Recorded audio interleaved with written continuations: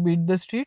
तो आज हम बात करने वाले हैं डिवीज लैब के बारे में। इस वीडियो में हम करेंगे डिवीज लैब का फंडामेंटल एनालिसिस, कंपनी के बिजनेस को समझेंगे, वैल्यूएशंस को जानेंगे और बाकी अदर पैरामीटर्स, पीयर कंपैरिजंस पे बात करेंगे एंड जानेंगे क्यों ये लीडर है अपनी इंडस्ट्री का और क्या इसमें अभी भी यहाँ पे चीज़ें देखने को मिल सकती है, क्या की ट्रिगर पॉइंट्स है जिसमें डिवीज आगे काम कर रहा है और जो उसके बिजनेस को आगे बढ़ा सकता है। अगर आप चैनल पे पहली बार आ रहे हैं तो चैनल को ज़रूर सब्सक्राइब करें और बेल आइकन ज़रूर दबाएं। मैं हूं सुदर्शन भंडारी और आप देख रहे हैं बीट द स्ट्रीट। तो स्टार्ट करते हैं अपन डिवीज लैब से। अगर इंटरेस्टिंग फैक्ट से बात की जाए तो डिवीज लैब बेसिकली मुरली डीवी ने यहाँ पे खोला था। मुरली डीवी पहले डॉक्टर रेड्डीज में थे।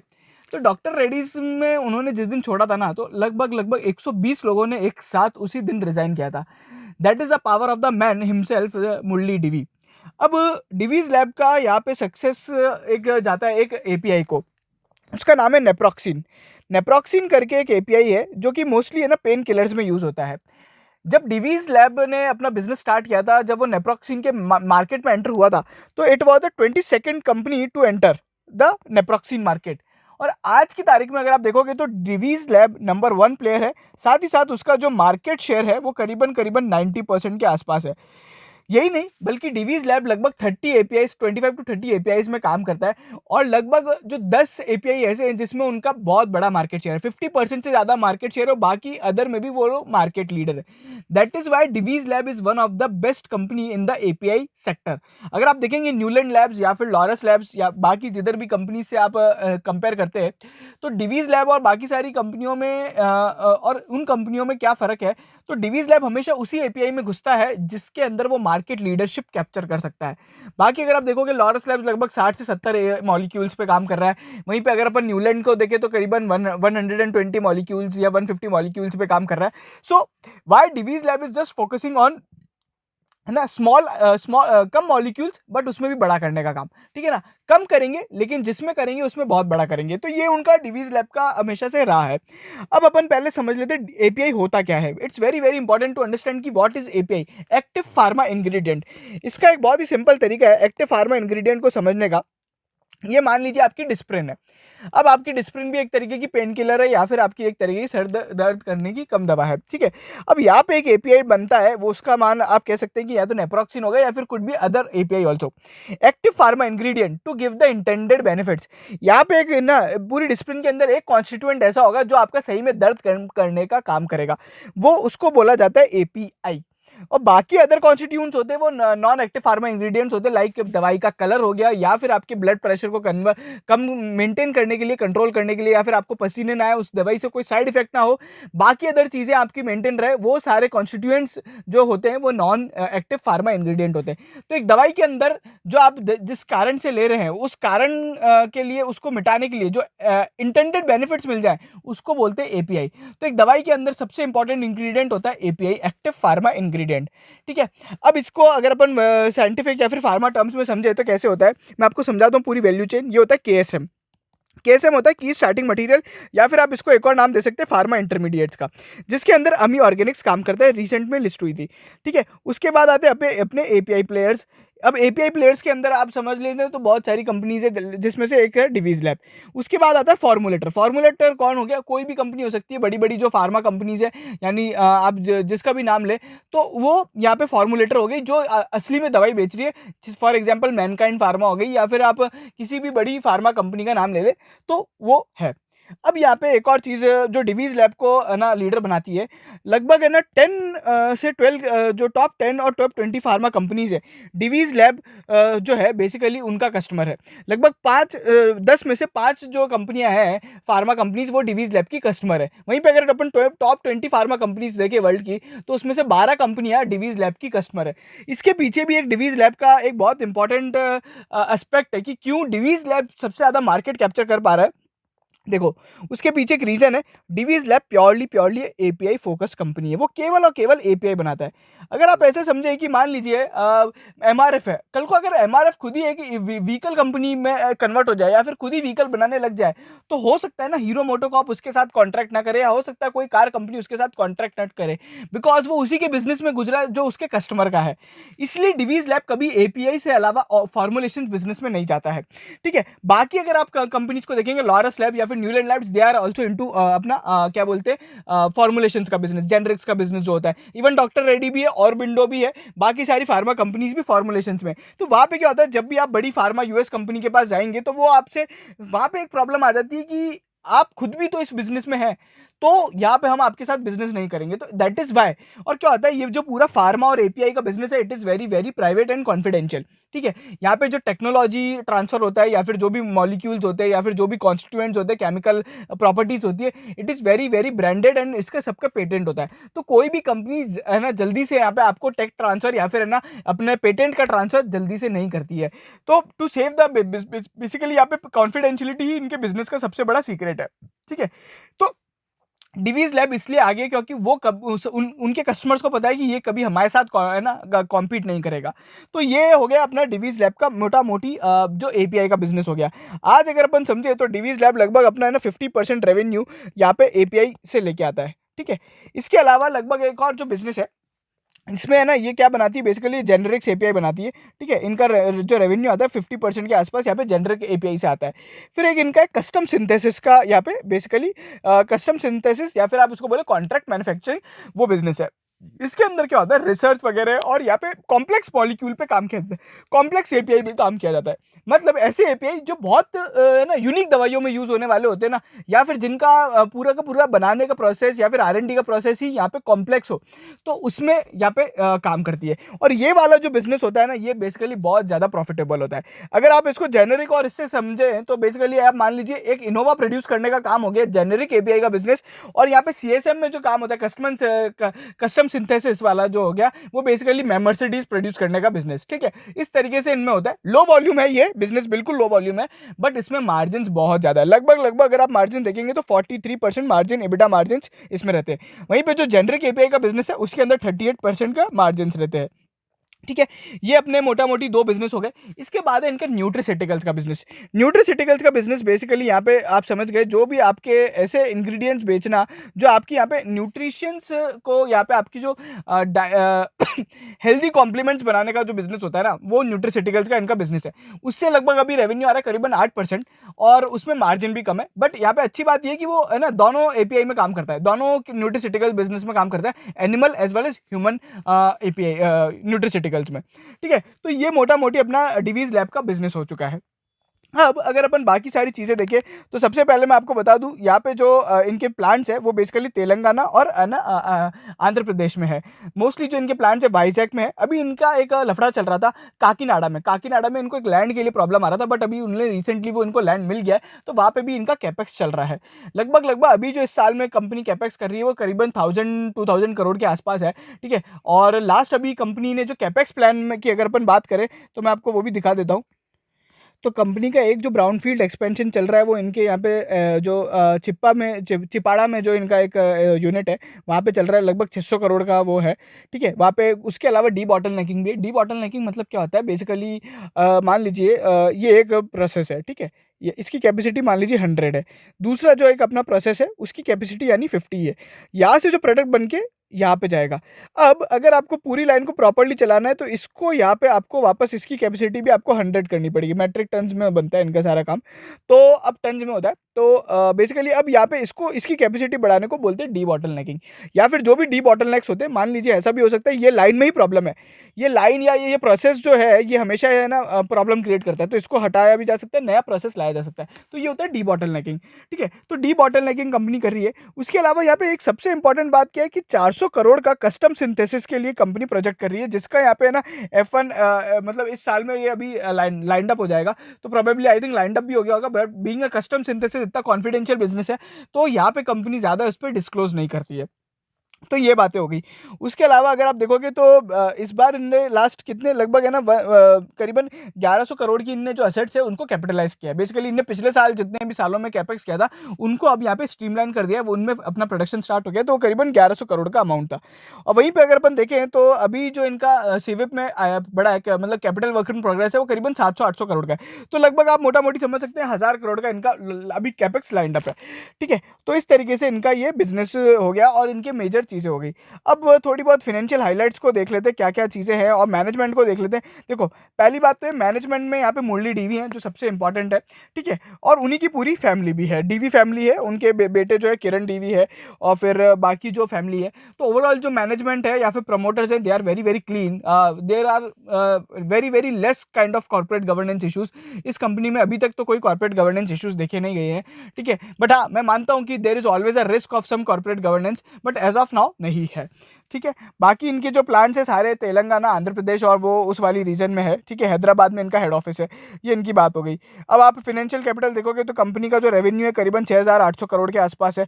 वहीं पे जो कंपनी का प्रॉफिट आफ्टर टैक्स है करीबन 1954 करोड़ का इनका प्रॉफिट है। उसी तरीके से 17,000 एम्प्लॉइज यहाँ पे काम करते हैं। अच्छा, इनके पास जो रजिस्टर्ड इनके प्रोसेस पेटेंट्स है ना 40 है।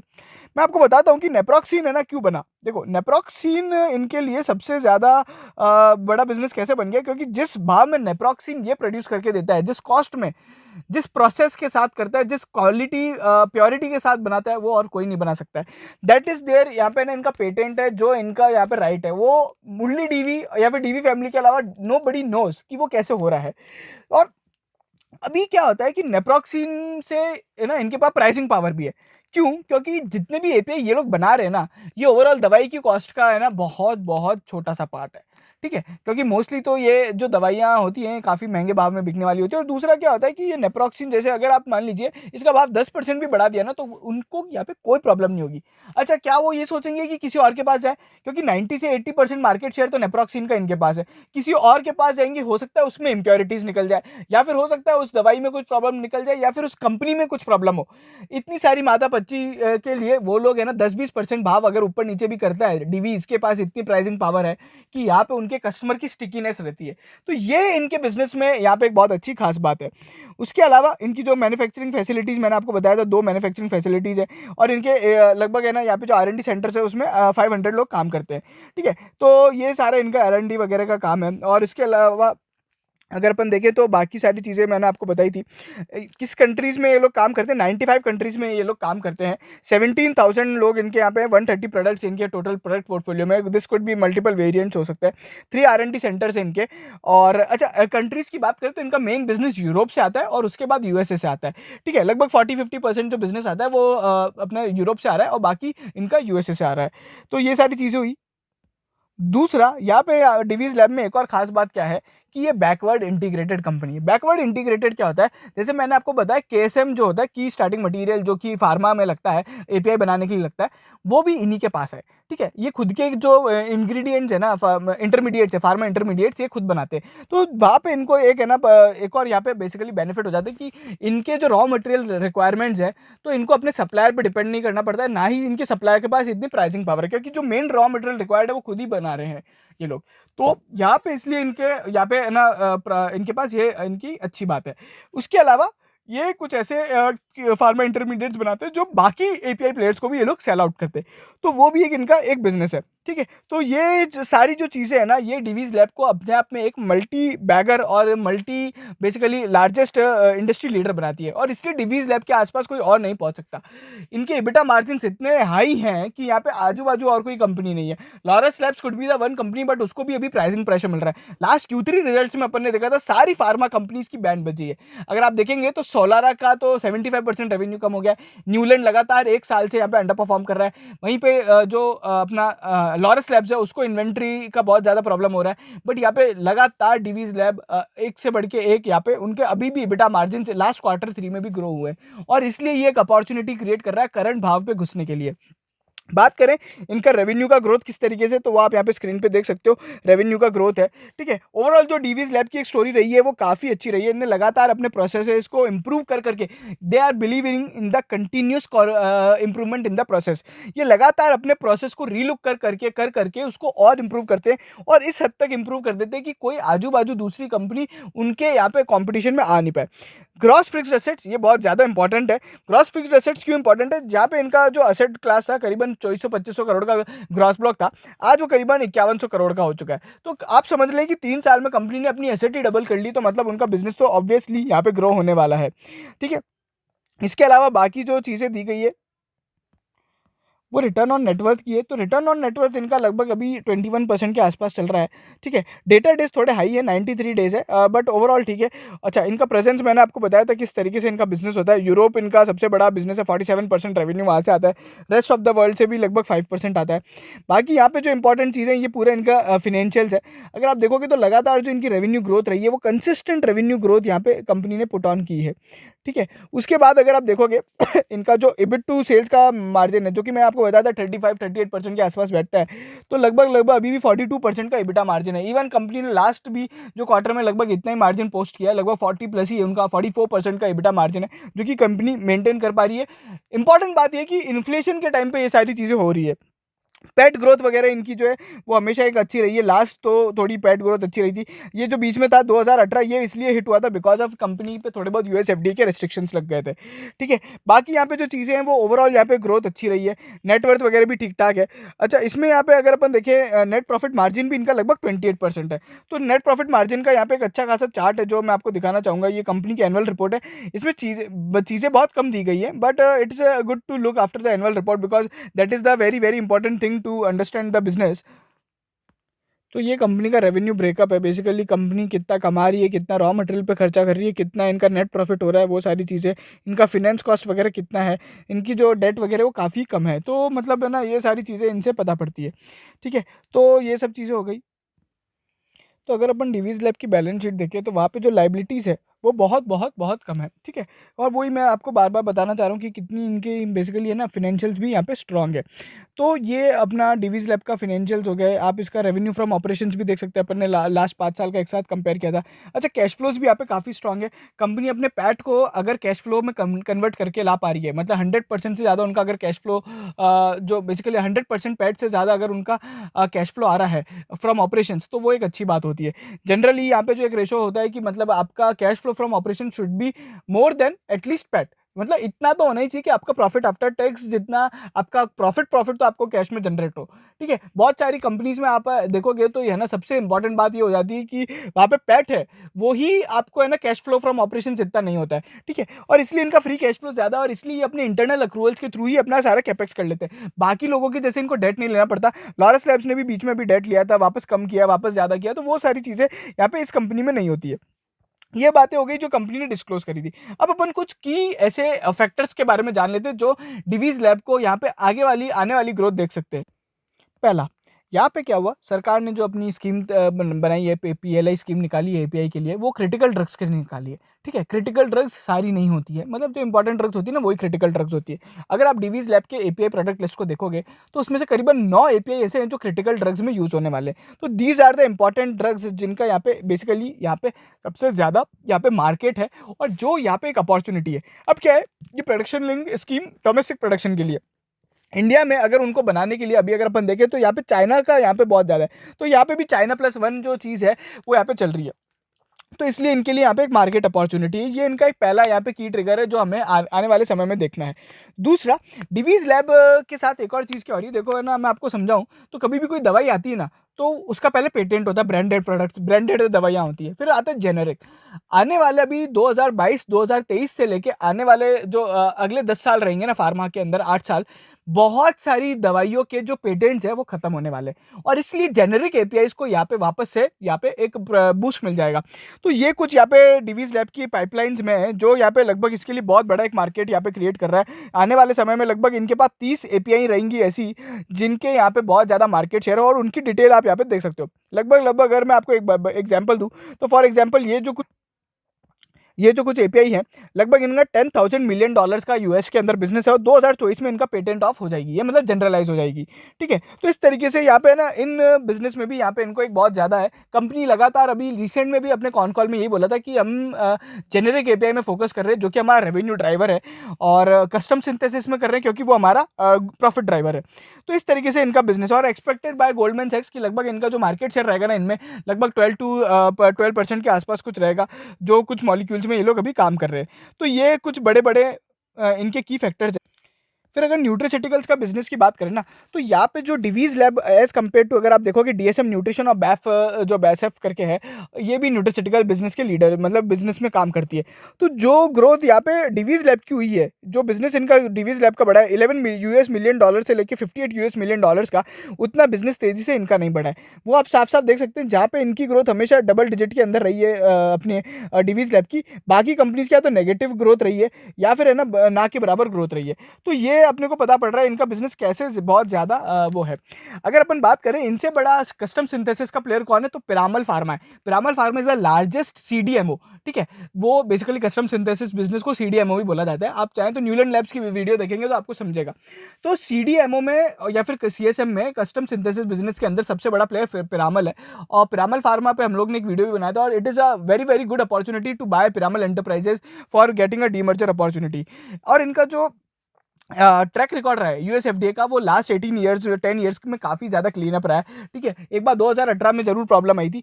एक यहाँ पे एक और इंपॉर्टेंट अपॉर्चुनिटी है, सार्टेनर्ट्स करके एक एपीआई रहता है, ठीक है। उसके अंदर बेसिकली अभी क्या प्रॉब्लम हो रही है, उसके अंदर न्यूट्रीसिमन मिल रहा है, बेसिकली नाइट्रोसामिन्स मिल रहा है, जो कि बेसिकली कैंसर कॉजिंग एजेंट होता है। इम्प्योरिटीज मिली है। अब यहाँ पे क्या हुआ, बाकी जो प्लेयर्स है वो उनके है ना प्रोसेस इस तरीके से, बट डिवीज का जो प्रोसेस है वो प्योर है, तो वो उस इम्प्योरिटीज से यहाँ पे कभी हिट नहीं हो रहा है। उनके एपीआई या उनके प्रोडक्शन में वो इम्प्योरिटीज नहीं आ रही। तो सार्टेनाइड्स का भी एक बहुत बड़ा मार्केट शेयर है जो यहाँ पे कंपनी कैप्चर कर सकता है। तो कंटिन्यूसली जो हमारी हमेशा से थ्योरी रही है कि बिग विल बी बिगर, तो उस अकॉर्डिंगली तो डिवीज लैब आज भी हमारे लिए एक बहुत यहाँ पे बढ़िया प्लेयर है। इसकी कुछ बिजनेस के रिस्क है, बेसिकली एपीआई एक है ना, बेसिकली प्राइसिंग जो है ये थोड़ी है ना कॉमोडिटी टाइप की होती है। जेनरिक जो होता है वो थोड़ा कॉमोडिटी टाइप का होता है, इसकी प्राइस ऊपर नीचे हो सकती है। फिर यूएसएफडीए के कुछ यहाँ पे प्रॉब्लम्स हो सकती है, जैसे कि अभी रिसेंट में हम लोग ने हमारे टेलीग्राम में डाला था कि यहाँ पे हो सकता है कि सरप्राइज यूएसएफडीए जो चालू जाए, और थोड़ा हो सकता है यूएसएफडीए भी यहाँ पे स्ट्रिंजेंट हो जाए, बिकॉज अब कोविड जा चुका है, तो यूएसएफडीए को भी अब दवाइयों की इतनी ज़्यादा जरूरत नहीं है, तो थोड़ी स्ट्रिंजेंट पॉलिसीज के साथ काम करेगा तो इनको हर्ट होगा। अब यहाँ पे आप डिवीज लैब का अगर वैल्यूएशंस देखोगे तो करीबन जो आरओसी है इनका 32% का है, ठीक है। इनका जो यहाँ पे ईवी टू इबिटा का रेशो है वो 31 का है। पीजी रेशो इनका अगर आप देखोगे तो 3.75 का है, मतलब प्राइस 3 गुना तेजी से बढ़ रही है अपनी प्रॉफिट ग्रोथ से। वहीं पे अगर आप देखोगे तो जो अपना पी रेशो है 45 के पी पे ट्रेड हो रहा है, ठीक है। लगभग लगभग ठीक ठाक है, ज़्यादा नहीं है, बट स्टिल। तो ये सारी चीज़ों पे यहाँ पे अगर आप देखोगे तो इनका जो ये वैल्यूएशंस है थोड़े मतलब हाई लेवल पे, but being a considerable formidable player तो इतने वैल्यूएशंस रहते हैं। अगर अपन बात करें यहाँ पे प्रमोटर के यहाँ पे स्टेक होल्डिंग और बाकी सारे पैटर्न्स की, तो वो भी अपन देख सकते हैं कि क्या क्या रहा है। शेयर होल्डिंग पैटर्न में अगर आप देखोगे तो लगभग लगभग 51.95 करके जो इनका रहा है। लास्ट इन्होंने दिसंबर 20 में अपना थोड़ा बहुत स्टेक बेचा था, उसके बाद लगातार यहाँ पे जो स्टेक रहा है वो प्रमोटर का सेम रहा है। जरूर अभी रिसेंट में अपने एफआईआईज ने यहाँ पे स्टेक कम किया है, और यहाँ पे डीआईआईज ने स्टेक बढ़ाया, obviously because of US tapering वगैरह के कारण। हर बार मैं एक चीज़ ज़रूर बोलता हूँ कि कभी भी बड़े प्लेयर को कॉपी नहीं करना चाहिए, ठीक है। पीयर कंपैरिजंस में मैं ज़्यादा यहाँ पे बात नहीं करूँगा, बिकॉज इनका जो पीयर है वो ऑरबिंदो फार्मा है, वो भी इनसे काफ़ी पीछे है, ठीक है। वैल्यूएशंस वगैरह तो इसके जस्टिफाइड नहीं है, थोड़े जस्टिफाइड नहीं मतलब हाई है, तो वो ऑब्वियसली रहेंगे। बट करंटली क्या हुआ कि डिवीज लैब भी अपने जो हाई है लगभग 5,400 का इन्होंने जो हाई बनाया था उससे अब लगभग 4,300 के आसपास मिल रहा है, और कंसिस्टेंटली जो अच्छे रिजल्ट्स आए हैं, और ओवरऑल फार्मा डाउन होने के कारण इनका स्टॉक भी डाउन हुआ है। तो यहाँ पे एक अपॉर्चुनिटी बनती है to get into the Divi's lab. तो अगर आप हमसे पूछते हैं हमारा टारगेट क्या हो सकता है, तो obviously we see in this year as in 5,000 मतलब 5,000 रुपये तक का ये टारगेट आपको देखने को मिल सकता है। अगर आपको वीडियो पसंद आया तो प्लीज़ प्लीज़ प्लीज़ चैनल को ज़रूर सब्सक्राइब करें और लाइक ज़रूर करें इतने कॉम्प्रहेंसिव एनालिसिस के लिए, और आप हमारे टेलीग्राम चैनल को ज्वाइन कर सकते हैं for the automated news feed. Thank you so much.